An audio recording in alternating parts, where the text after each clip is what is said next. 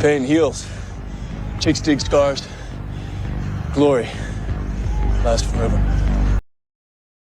Welcome back to the channel. Thank you so much for checking out this video. Hope you're having a fantastic day. Shout out to the 19. Smash the like button. Subscribe to the channel. CC Sundays number 3. The Indiana Fever, as you know, have bounced back this week, picked up a couple of wins, absolutely put BTA to the Chicago Sky once again without Caitlin Clark, without Sophie Cunningham.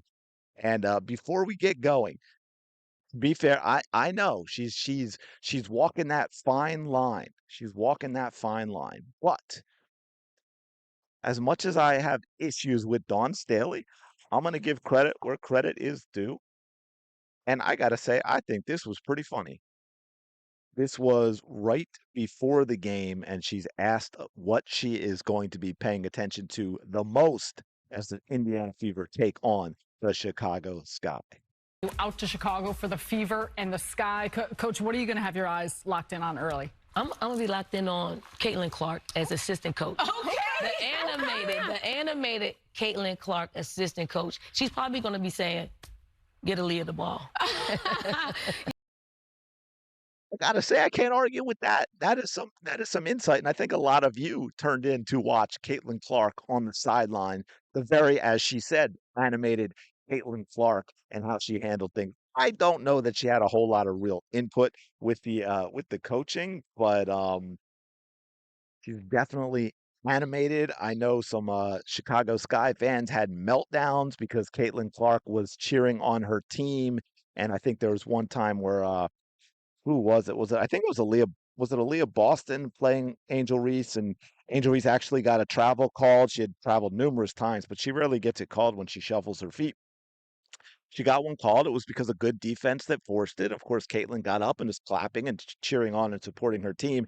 And the Chicago Sky took that as Caitlin Clark directing all of that to Angel Reese. I mean, we don't want to talk about Angel Reese jumping up off the bench and cheering Kennedy Carter's hit, but that, I'm just saying that's just something else that was going on. Now we have hopefully Caitlin Clark returning soon. That is one thing I want to talk about, and because of that, I also want to talk about some of the things because we obviously got to see the Indiana Fever without Caitlin Clark. Some of the things that are missing, some of the things Caitlin Clark brings to the team, some of the things that concern me that we're not going to see from Caitlin Clark that she brings to the team because of the way the coach wants to play with these players, which I think is going to not just limit Caitlin Clark, but it's going to limit the Indiana Fever. And then, of course, we're also going to have to talk about the roster moves that may have to be made and which roster move is going to be made. That's going to be interesting as well. So let's dig into this. Let's talk about Caitlin Clark and what she brings to the Indiana Fever. Look, Caitlin Clark, let's talk about her vision first. And I've talked about her passing ability, but her just vision in general is absolutely mind-boggling. It brings to mind, for those of you that are soccer fans, absolutely brings to mind Lionel Messi, whose vision is just same type of thing, absolutely crazy. I wish I tried to find it actually, but there was a play last year with Inter Miami where Messi was in the box and he drew the attention of like 6 defenders and he played a ball out to the right that I don't think anyone else in the world even recognized was a possibility. And it wasn't just that he saw it, which I think may have actually been more impressive. It was that he then connected on the pass. And I don't think there are many other players in the world that could do one of those two things, let alone be both of them. And I feel that Caitlin Clark has that on the basketball court. Not just the vision and the ability to see things and plays that no one else in the world can see, but then also actually has the skill to make what she sees happen. It's and it's just I don't want to say insane or mind-boggling again, but it truly is astonishing. How about that? The way she can manipulate defenses, okay, with her body angles, her body language, the way she sets up a defender on either hip, the way she positions herself, her eyes and what she sees, but also her eyes in directing both teammates and defenders to certain places and where she wants them. She gets, like in chess, she gets the players where she wants them because of her ability to see, but then also manipulate via skill the defenses and her cadence as well, her tempo as well, and getting everything else, everyone else where she wants them in order to make a play. It's incomparable. It's no one else can do it. And again, it's not just the logo threes that brought fans, and then all of this other stuff I'm talking about is what kept them. We talked about her basketball IQ before. When you add that basketball IQ to that vision, to the skill to make that vision come true, that phenomenal passing ability that she has. I mean, look, man, it's just good players. Good players can pass to open players. We all know that. Great players. I shouldn't even say great because I think there's a level above that. I don't know if we want to use the word elite. That's kind of overused, but there is that top layer where there's really just a handful of players in any sport. Like again, a Lionel Messi, again, a Tom Brady at quarterback who had the vision to see things no one else did, and also had that ability to manipulate with his body language and with his eyes defenses to move where he wanted them to move so he could find the open play that he saw and then the skill to make it happen. Right? I just mentioned Messi, the ability to pass teammates open who are not open. That is an incredible skill to have, and very few players have that. Put that ball where you want the player to be in order to connect. It is absolutely insane stuff. It is, dare I say, GOAT stuff. It opens up the entire court, both her passing and her vision. It opens up everything. It puts pressure on a defense all of the time. Again, similar to a Tom Brady or who's playing today, Patrick Mahomes or someone like that. And again, we've talked about this before. On a made bucket, a team cannot make a bucket and relax for even a split second against the team who has Caitlin Clark. Because if you do, you will find yourself pulling the ball out of the basket at the other end to inbound it once again because you just gave up a bucket. So that just puts it, that just having Caitlin Clark on the court and with those things puts an incredible, I was going to say insane again, incredible amount of pressure on a defense. That defense must cover every single inch of that hardwood, and they have no idea what is coming next. Which, by the way, also plays into the whole idea of the read and react offense that Lisa Bluter allowed Caitlin Clark to play, that the Indiana Fever should be playing but seem resistant to it for some reason. You've got Caitlin Clark.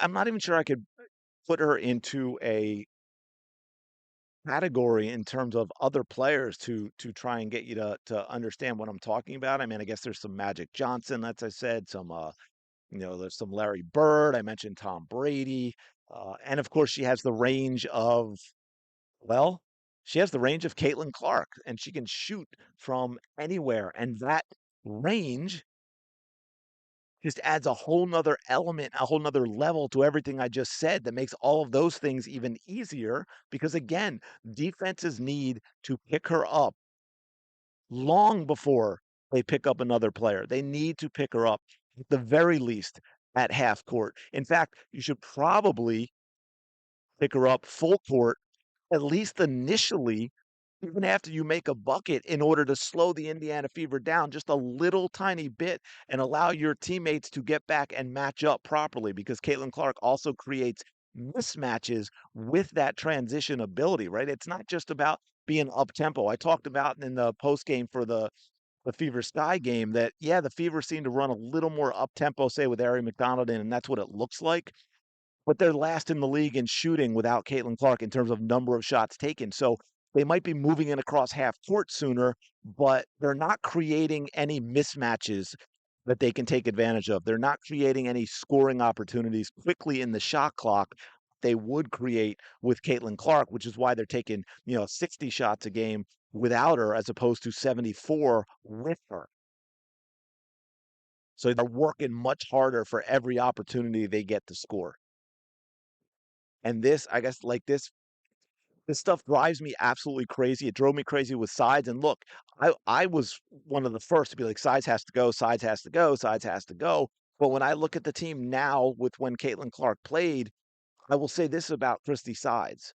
Whether it was the players just ignoring her or not, because say what you want, Christy Sides probably knew she was done after the season. If she wanted to, she could have benched players, but she didn't.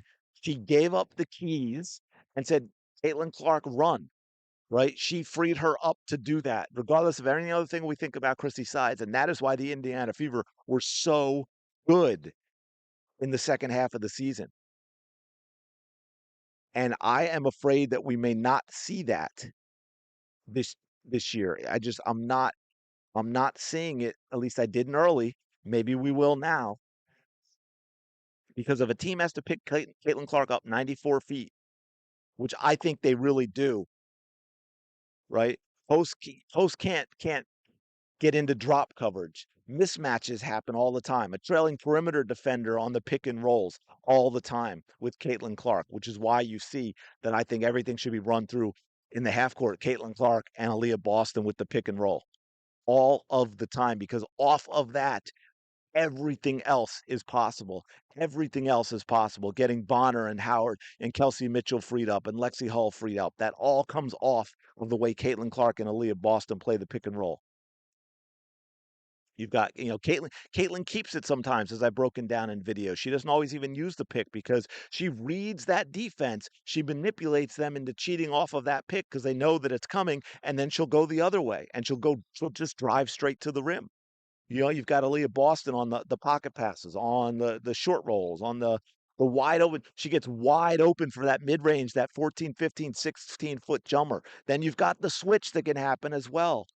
You've got the long roll off the pick for AB going to the basket with there's a slow defensive rotation, right? You've got dump down passes, layups. You've got dump downs to Aaliyah Boston that then switches it to a Lexi Hull or a Kelsey Mitchell wide open in the corner, and Aaliyah Boston is picking up assists, and you're getting easy 3-point shots, which we didn't see enough of because the Fever were not shooting anywhere near enough threes when Caitlin Clark was playing. And again, all of that is just off Caitlin Clark and Aaliyah Boston in the pick and roll. That's not even the up-tempo offensive running that they should be doing. That's not including Kelsey Mitchell and Caitlin Clark and the screens that can be set for Caitlin. Because I've talked about off the ball, she should bring it up, but her giving up the ball and then running off of screens to get it back, whether it's to shoot or if the shot isn't there, to throw passes for other teammates, that should be happening, but it's not. We've never seen that from Christy Sides. We've never seen that from Stephanie White. It doesn't happen.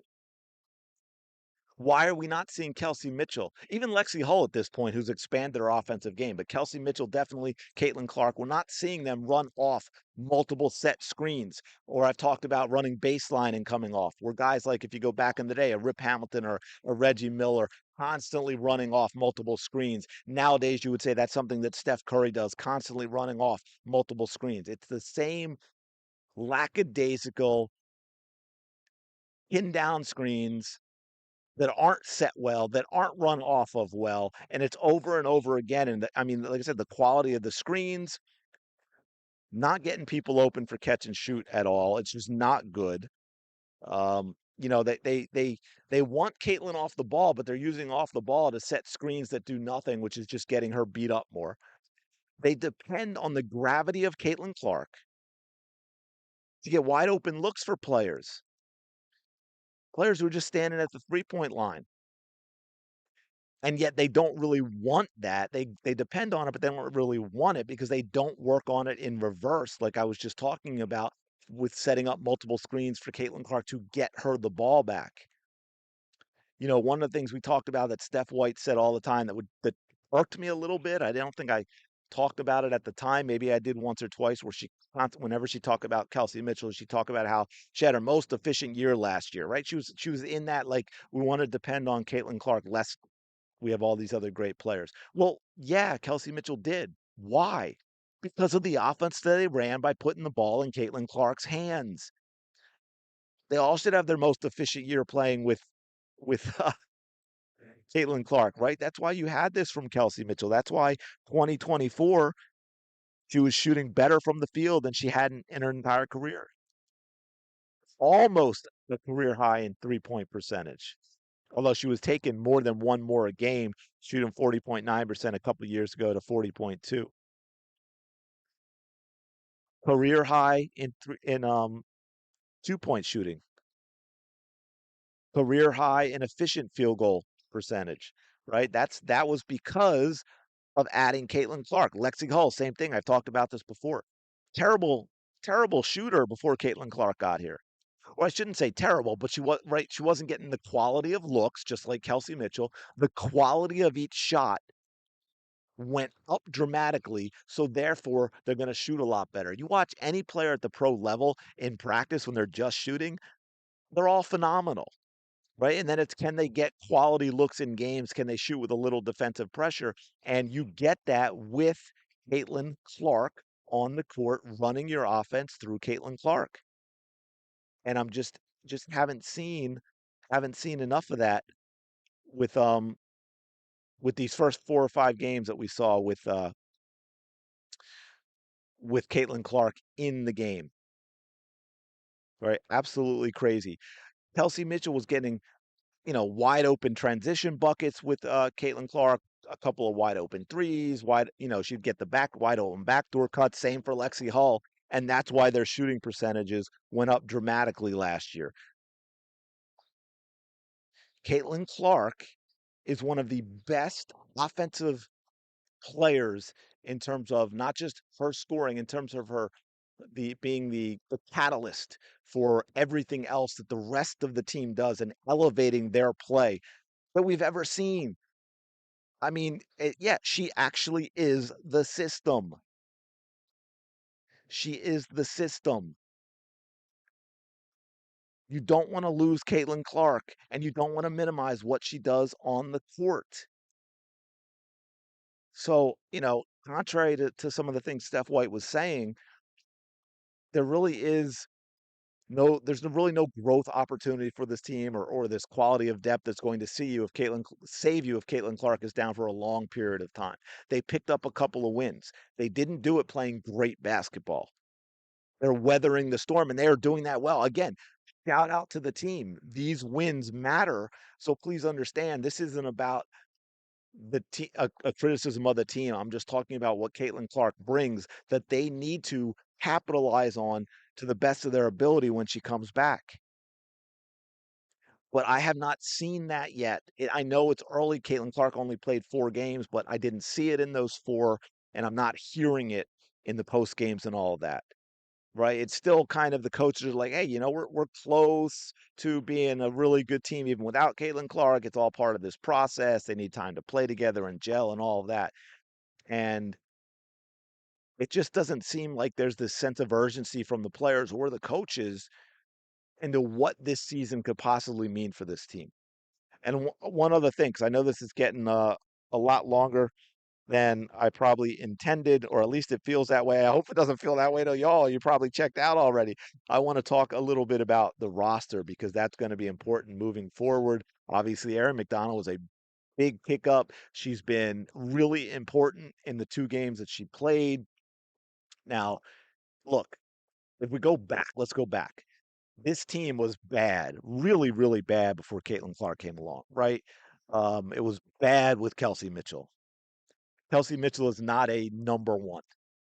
She's not a number 1 player. What I mean is she cannot be the focal point of a team. She cannot be the player, right? She's not Caitlin Clark, obviously. I didn't want to use Caitlin because I didn't want that to sound the way some people might take it. I was trying to think who's like the clear number 1s, on their team. She's not Nafisa Collier. And again, I'm not talking about player to player comparison. I'm talking about that role on a team. She's not that. Dare I say even A'ja Wilson. She's a phenomenal, phenomenal number 2. And I've said when she played with Caitlin Clark, Kelsey Mitchell is the best shooting guard in the league.